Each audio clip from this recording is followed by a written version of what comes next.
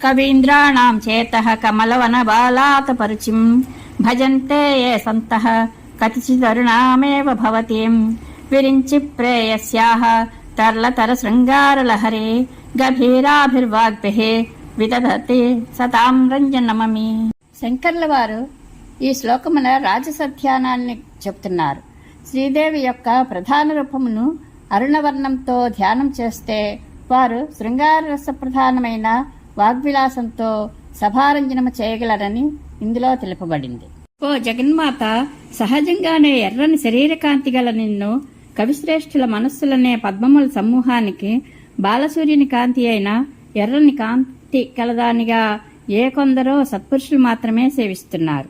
అటువంటి వారు బ్రహ్మకు ప్రియురాలైన సరస్వతికి యవనమునందు వ్యక్తమయ్యే శృంగారరస ప్రధానములైన గంభీరములకు వాక్కులతో సహృదయుల మనస్సులను ఆనందపరచగలరు.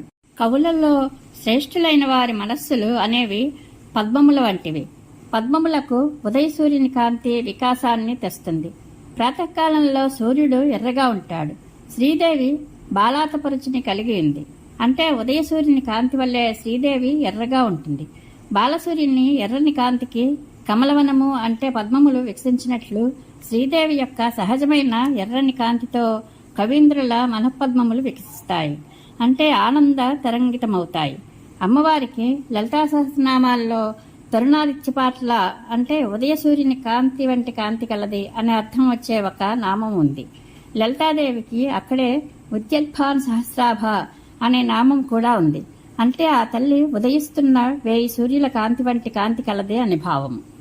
అప్పుడే ఉదయిస్తున్న బాలసూర్యుని కాంతికి కవుల మనఃపద్మాలు వికసిస్తాయి.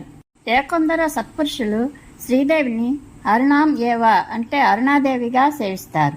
లేదా అరుణవర్ణము కలదానిగా అంటే ఎర్రని రంగు కలదానిగా సేవిస్తారు. ఈ శ్లోకంలో అరుణవర్ణం కలదానిగా దేవిని సేవిస్తే వచ్చే ఫలితం చెప్పబడింది. కవీంద్రుల మనఃపద్మములకు శ్రీదేవి అరుణకాంతి పద్మములకు బాలసూర్యుని ఎర్రని కాంతి వల్లే వికాసాన్ని శోభను తెస్తుంది. అటువంటి ఎర్రని వర్ణము గల శ్రీదేవిని ఏ కొద్ది మంది సత్పురుషుల్లో మాత్రమే సేవించగలుగుతారు. అంటే ఏదో కొద్ది మందికి మాత్రమే అట్టి అదృష్టం లభిస్తుంది.